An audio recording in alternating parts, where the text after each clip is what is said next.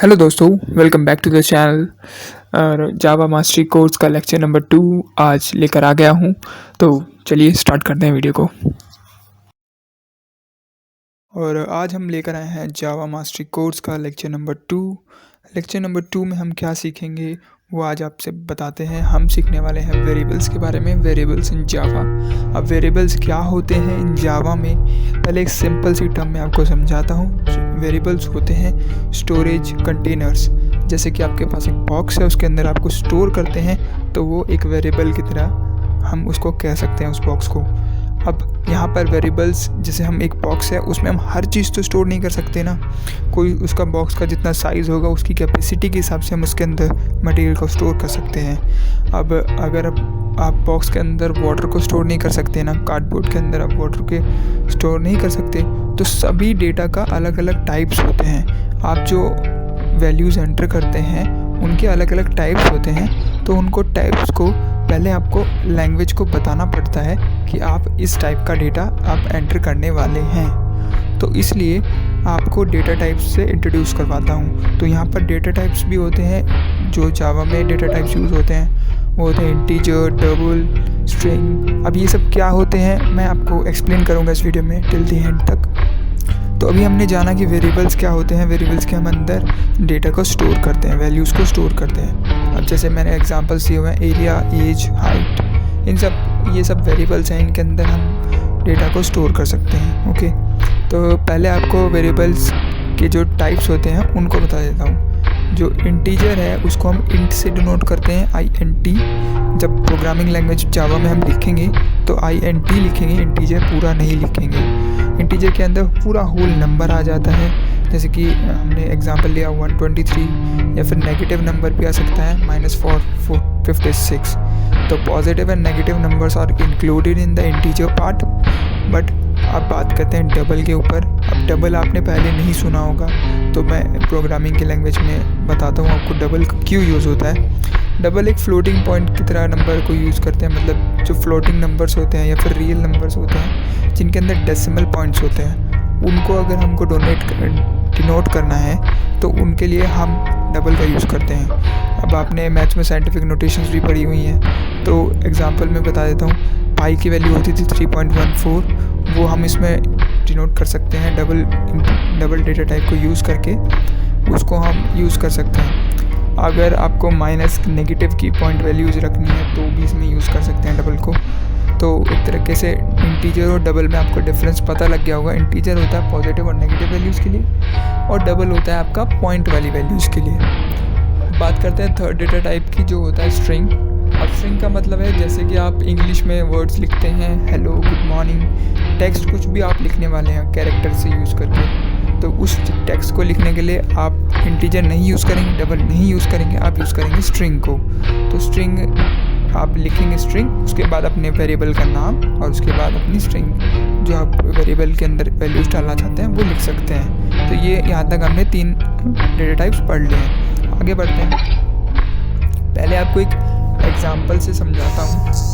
अगर आप देख सकते हैं मेरी स्क्रीन पर, आप देख सकते हैं कि स्ट्रिंग नेम डेविड लिखा हुआ है। इसका क्या मतलब है? फर्स्ट ऑफ ऑल आपने एक डेटा टाइप डिक्लेयर कर दिया कि मैं एक स्ट्रिंग की चीज़ लिखने वाला हूँ, मतलब एक हेलो या फिर थैंक यू जैसा वर्ड लिखने वाला हूँ, इसलिए मैंने एक स्ट्रिंग डेटा टाइप को लिख दिया है। उसके बाद नेम क्या है? नेम एक वेरिएबल है जिसके अंदर वैल्यू क्या स्टोर होने वाली है? डेविड। डेविड हो गई वैल्यू, नेम हो गया वेरिएबल, और स्ट्रिंग हो गया वेरिएबल का टाइप या फिर डेटा का टाइप, कुछ भी बोल सकते हैं। तो इससे क्या है, लैंग्वेज को आसानी से पता लग जाता है कि यहाँ पर इस वेरिएबल के अंदर किस टाइप का डेटा स्टोर होने वाला है, स्ट्रिंग होने वाला है या फिर इंट होने वाला है। बात करते हैं आगे। अगर आप एक एग्जांपल के द्वारा आपको समझाऊँ सारे डेटा टाइप्स को, तो मैंने एक क्लास बनाई है जिसके अंदर मेन मेथड लिख दिया है। अब मैं जानता हूँ आपको क्लास और मेन मेथड से कुछ भी रिलेट नहीं हो पा रहा है, क्योंकि मैंने आपको अब तक बताया नहीं है क्लास कैसे बनाते हैं, मेन मेथड कैसे लिखते हैं, या फिर इनका क्या यूज़ है।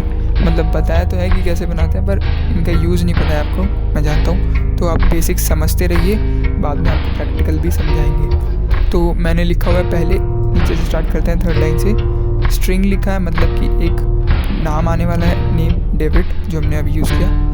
इंट में हमने एज को डाला है, अगर एज लिखेंगे तो वो इंट में ही होगी, क्यों डबल में क्यों नहीं हो सकती भाई? डबल में पॉइंट वाली वैल्यूज़ आएंगी, तो पॉइंट वाली वैल्यूज़ थोड़ी होती हैं। अब किसी की एज ये होती है कि 17.2, ये तो पूरी गिनी जाती है ना, तो इसलिए हमने इंट लिया है एज में। अब स्कोर को हम लिख सकते हैं डबल में, क्योंकि किसी के पॉइंट्स में भी स्कोर आ जाते हैं, तो इसलिए हमने स्कोर डबल में लिया है। कैरेक्टर क्या होता है? Character group equals to Z. Char जो है, कैर को हम बोलते हैं कैरेक्टर। इसके अंदर आप एक कैरेक्टर को इंसर्ट कर सकते हैं, बस एक ही कैरेक्टर को इंसर्ट कर सकते हैं। तो जैसे कि आप किसी का ग्रुप लिख सकते हैं कि ए ग्रुप है, बी ग्रुप है, या फिर जैसे सेक्शंस होते थे क्लास के, तो वहाँ पे ए सेक्शन, बी सेक्शन, ये सब आप सिग्निफाई करने के लिए कैरेक्टर का यूज़ कर सकते हैं। आप इसमें स्ट्रिंग का भी यूज़ कर सकते थे, बट अगर आप कैरेक्टर का यूज़ करेंगे तो लैंग्वेज को अच्छे से समझ में आएगा कि एक ही कैरेक्टर का यूज़ होना है। स्ट्रिंग में आप फिर अगर किसी ने ABC लिख दिया, अगर हमने स्ट्रिंग यूज़ किया, तो आपने अगर किसी ने यूज़र ने ABC लिख दिया तो वो भी स्टोर हो जाएगा। ABC तो कोई होगा नहीं, कोई सेक्शन, तो इसलिए हम कैरेक्टर का यूज़ करते हैं ताकि एक ही ऑप्शन हो। अब फिर इसको बंद कर देंगे। तो ये एक छोटा सा एग्जांपल था वेरिएबल्स का। आगे बढ़ते हैं। कैरेक्टर के बारे में मैंने आपको बताया कि सिंगल कैरेक्टर को होल्ड करता है बस।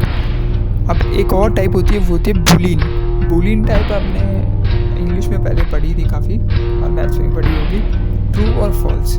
बूलियन जो डेटा टाइप होता है वो क्या करता है, दो ही चीज़ें होल्ड करता है, एक ट्रू वैल्यू, एक फॉल्स वैल्यू। तो आप बूलियन का यूज़ करिए, बूलियन लिखिए, फिर उसके बाद ऑनलाइन इक्वल्स टू ट्रू लिखा, तो मतलब कि ये वैल्यू सेटिस्फाई कर रहा है, वरना फॉल्स।